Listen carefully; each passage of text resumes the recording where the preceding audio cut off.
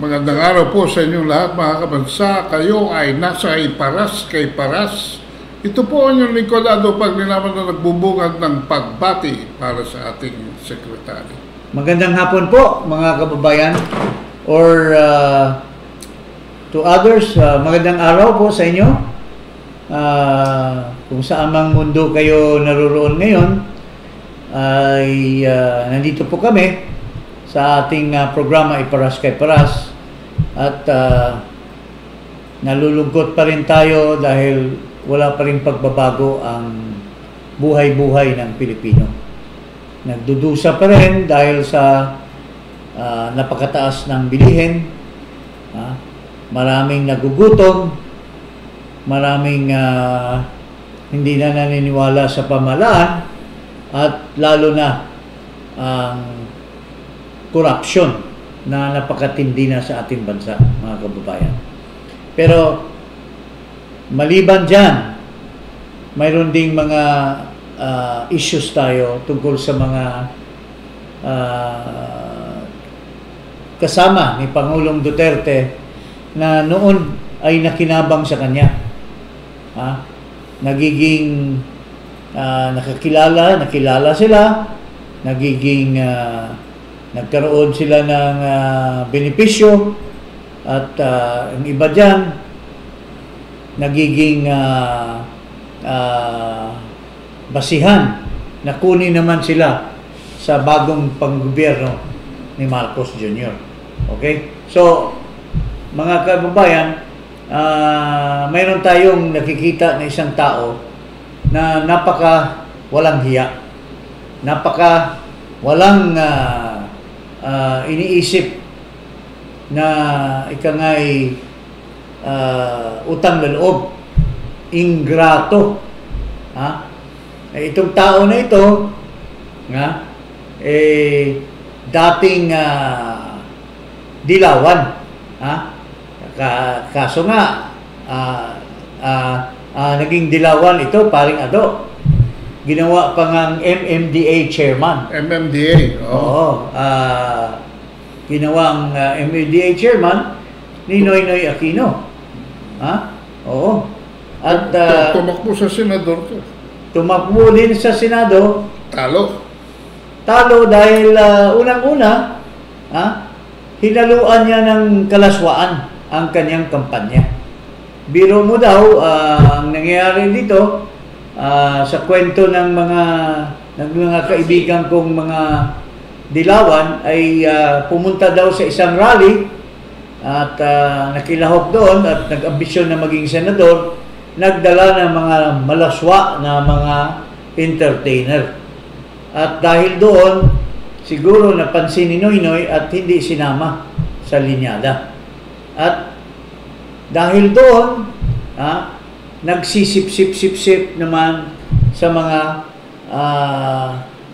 matalik na kaibigan ni Duterte. At pinapalabas na ba niya, kamag-anak daw siya, at gano'n. Pero, noong napalapit na kay Duterte, binigyan ng pwesto na maganda, at ginamit niya na isang jumping board paraan na magiging popular siya. At si Duterte naman, napakabait na tao at maganda ang puso, ginawa siyang presidential political advisor at pinagkatiwalaan. Kung may mga calamities, pinapadala siya doon para ma-expose. Kasi nagsabi na yata siya kay Duterte na nag-ambisyon siya kung hindi daw niya nakuha dahil hindi siya kinuha ni Noynoy dahil sa kalaswaan na ginawa niya, parang nagoyo niya ang nabudol niya si President Duterte. Pero ano bang nangyari, pare? Pinagbigyan, sinama doon sa line-up ni Duterte noong 2019 at dahil sa napakalakas pa ng pangalan ni Duterte, wala naman sanang chance itong manalo dahil nilampaso nga nung panahon ni Noynoy Aquino na tumakbo ito, ngayon, nabigyan ng pagkakataon. Pero anong ginawa, pare? Tingnan mo itong napaka-traidor na tao na ito. Ito, pakinggan natin kung ano ang kanyang ikangay sukli sa kabutihan ni Duterte na naabot niya ang ambisyon niya.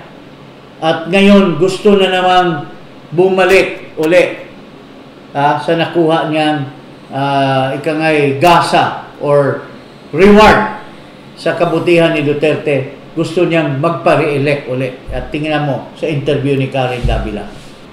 Napakaigsi ang pinakita nitong nung panahon ni Duterte. In fact, maraming advice ito kay Duterte na palpak, lalo na sa foreign affairs. At nung siya ay maging senador na, nagpakita na ng tunay na kulay na hindi pala ito maka-Pilipino, kundi maka-Amerikano.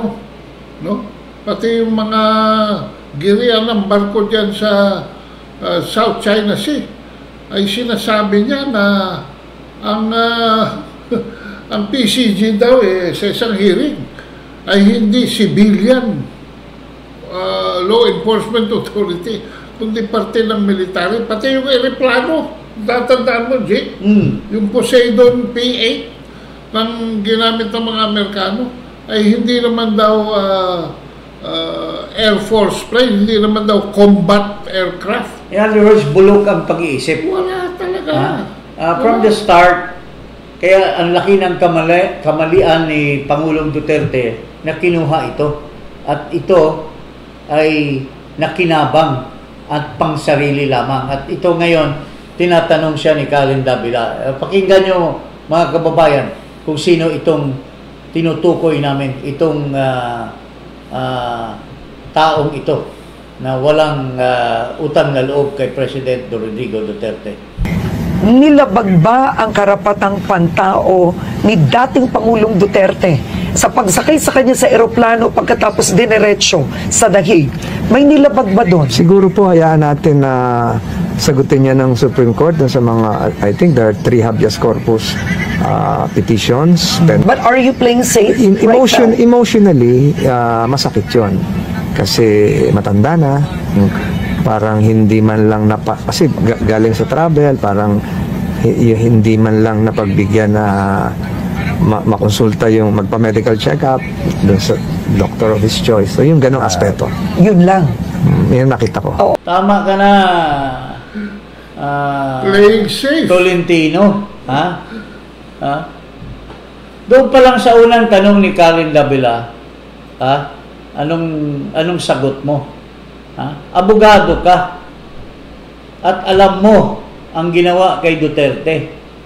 Nagpi-play safe ka, sabi ni Davila. Nagpi-play safe ka lang naman bakit mo hintayin pa yung napaka-non-sequitur yung sagot Tinanong siya kung anong opinion. Hindi naman tinanong ka kung anong outcome ng court case. Ang tinanong sa iyo, kung hindi ka ugok na pagkatao, ay tinanong sa iyo, Tolentina. Tolentina ba? Tolentino. Akala ko Tolentina Mr. Pikit niya, matatawag ko Mr. Tolentino, tinanong ka kung ano ang legal opinion mo, kung may legalidad ba ang paghuli kay Duterte or pagdakip or pagkidnap or in whatever point of view that you will give to the query of Karen. Wala, nag-play safe ka. You are what you are today as senator, and you would not have been there in the first place, Mr. Tolentino, kung hindi ka inakay ni President Duterte when he had all the popularity in the world, in the Philippines, noong nagpupumilit kang tumakbo pagka-senador. Pero wala kang, ano ba naman yung sabihin mo? Opo, abogado ako, ito po yung legal opinion ko.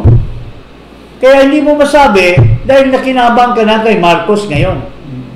Napaka jumper mo eh. You jump from one to the other eh. Siyempre. Ha? Di ba? Nag-umpisa ka kay Noynoy, nag-jump ka, iniwanan mo yung mga kasama mo na mga dilawan, nagpunta ka kay Duterte, ha? Kinalaban mo yung mga 8 diretso, ha? Nanalo ka, kung mga kasama mo yan, kung doon ka tumakbo sa grupo nila ni Maruhas noong 2019, ano kayang mangyayari sa'yo? Kulelat ka rin. Pero nakapasok ka sa grupo ni Duterte, Mr. Tolentino. Anong ginawa mo? Nagsipsip ka at nakuha mo yung loob ni Duterte. And you won not because of yourself, because alam naman na kulelat ka nung panahon ni Noynoy. But in 2019, nanalo po kayo, Mr. Tolentino. Kaya lang ngayon, nasa alyansa bagoong siya. Nasa alyansa bagoong. Pero dito, klarong-klaro, and not even this coming election, even then, doon sa mga hearings ni Bato, hearings ni Robin Padilla, wala na. Nag-jump ship na siya.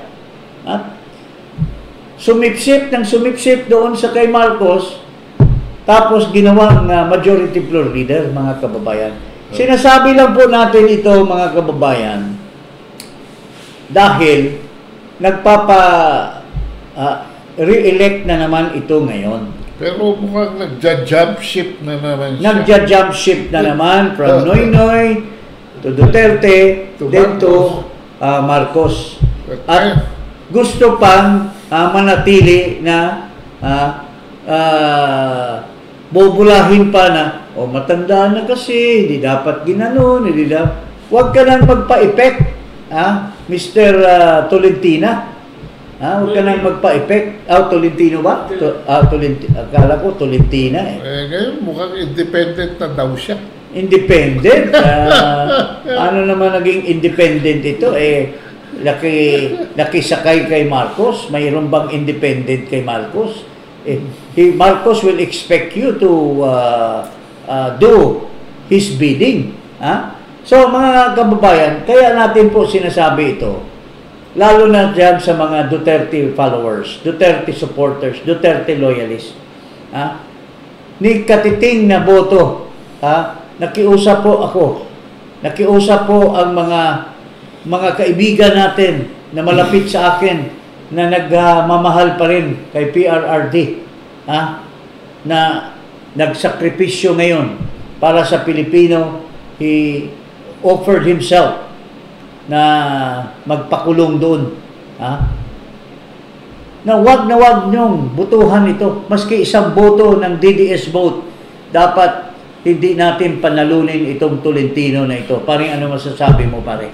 Dapat ito talaga zero ang boto rito sa mga ganitong klase. I call upon every Duterte loyalist, whether you are abroad, you are elsewhere, you are in Visayas, you're in Mindanao, you're in Luzon, God bless kayo na hindi iboboto dito sa traidor na ito, mga kababayan.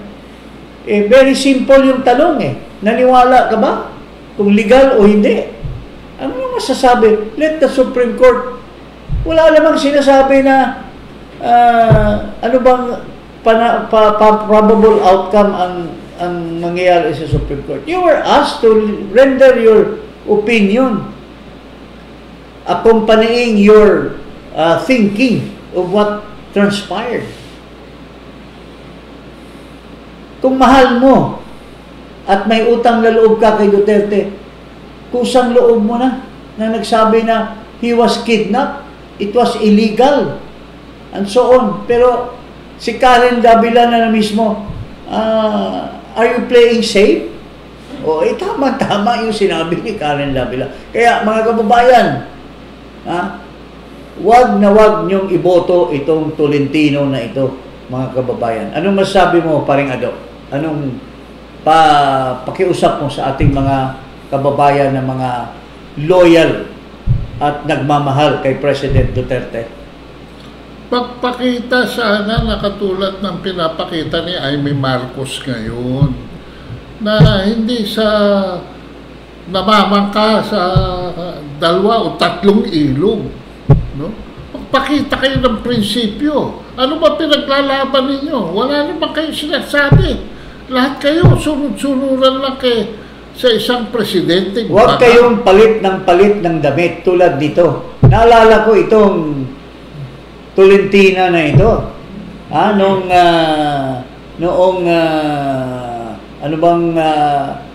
MMDA chairman pa siya at mayroong yung yearly na Metro Manila Film Festival. Pinopromote niya. Bawat appeal niya sa isang araw 3, 4, 5 beses nagpapalit ng damit. Wow! Wow! Bongga! Costume change. No, costume change. Parang showbiz. Only a male female model like that will change clothes. I don't know. Sabi nga, female ba ito o male? Well, I'm just asking. Ito, independent daw siya. Independent. Ito, pakita nga natin kung talaga bang may paninindigan. Kasi kung sumakay ka kay Marcos, yun ang alibay parati. Itong Ping Lacson, ganun din. Nung panahon ni Duterte, always taking sides with Duterte. Yung Soto din, ganun din. Pero anong sagot nila? Independent. Ito si Soto, hindi naman independent to. NPC yan. Pero itong dalawa, ito, anong sagot nitong si Tolentino? Bang balimbing ka? Hindi po. Bakit mo nasabi yun, sir? Ano po? Ba't nyo nasabi yun, sir? Dati po tumakbo kayo sa ilalim... Nung tumakbo po ako dati, independent po ako. Kahit tingnan nyo po yung kon ako, independente po ako. Huwag mainit ang dugo ni Karen Davila dito. Galit na galit yung balimbing daw tamang-tama ka, Karen. Ako, mayroon ako minsang misgiving sa mga sinasabi mo, pero in this respect, mukhang palong-palo ako sa mga diskarte mo. Ano sabi ni Karen? Balimbing. Ano yung sabi niya kanina ng isa? Independent. Ano ka? Mamangka ka sa 2 ilog or something like that. Oo. So, ganun po mga kababayan. Please, for the sake of our President, for the sake of President Duterte, mga traidor na katulad nito, sino pa bang mga traidor dyan? Yung isa. Namumuno pa. Sinisiraan pa si Duterte. Marami namang mas magaling pang mga Associate Justice ng Korte Suprema. May bumulong lang at may without any vetting process, nagiging Chief Justice na agad. Oo. Kung hindi naging Chief Justice ito, baka magiging mag-disappear na yan in the dustbin of history. Pero ginawa siyang Chief Justice. Pagkatapos, pag-retire, ginawa pang chairman ng GSIS, a very prestigious, only very close and very trusted ng Pangulo ang umahawak ng posisyon na yan, chairman of the board ng Government Service Insurance Service ng system. Pero ginawa. Ngayon, nakilala siya. Siyempre, mayroong prestige na former Chief Justice parang siyempre kinuha ka agad ni Marcos. Anong pinakain ni Marcos? Tinraidor na si Duterte. Tinraidor na. kung ano-anong pinagdadaldal against Duterte. Mayroon pang isa, itong isang traidor, pare. Ginawang from the army, from the chief of staff, ginawa pang DILG secretary. Nagkasakit pa, magkatabi kami doon sa COVID. Oh, nagka-COVID pa ng kada ilang beses. Oh, pero anong ginawa? Member pa siya nitong inner circle na nagpakidnap kay President Duterte. Walang hiya itong mga tao na ito. Talagang according to John Beck Remulla. Magsisinungaling ba si John Beck? Atat siya kay Pinky Webb. Gusto na niyang ipakita yung kanyang sinseridad kay Pinky Webb. So, how can he lie? At sinabi pa yung traidor na ginawang secretary, kasama daw niya. Yung paborito mo, sino ba ito? NSA? Anong pangalan? Eduardo Anyo. Yun. So, there are many more traitors. Pero ito lang yung so far na pangalanan natin. But we will name names who have betrayed Duterte. And of course, there is also someone na kunyari, opposition daw. Pero maraming nagdududa at I think I have a strong feeling na siya yung monitor kay Duterte na nasa Hong Kong at nag-communicate doon sa best friend niya na si Duterte hindi yata magdi-defect doon sa China, hindi yata mag-asylum, uuwi dyan. Ipakuha nyo na yung warrant of arrest sa ICC kasi pauwi na at hulihin nyo na, baka aalis pa yan sa ibang bansa. Tingnan mo. Antonio ang kanyang pangalan. Antonio? Oo. Hindi. Ba? Natulog ka kasi. Kaya nakalimutan mo si Vic Rodriguez Yung ba si Vic Rodriguez? Akala ko yun. Pero yung Antonio, ito yon. Yung kumuha ng ebidensya. Ito yun ang pinagdudahan din.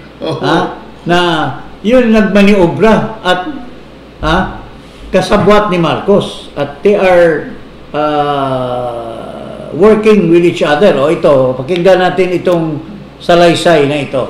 Drug watch list maintained by the law enforcement, financial and bank records, forensic evidence na nanggaling sa PNP. Paano nakuha ng ICC? Are you working for the ICC, Mr. Chair? Hindi po. You are not? Hindi po, Mr. Chairman. But you are connected with the ICC? Opo, by virtue of being the first to So, Mr. file. Chair, Yes. this man who used to be a part of the armed forces, that should be a patriot in this country. Should be a patriot in this country. Has been conniving with the ICC. Gaano ba katotoo yung sinasabi ni conniving with the TRICOM?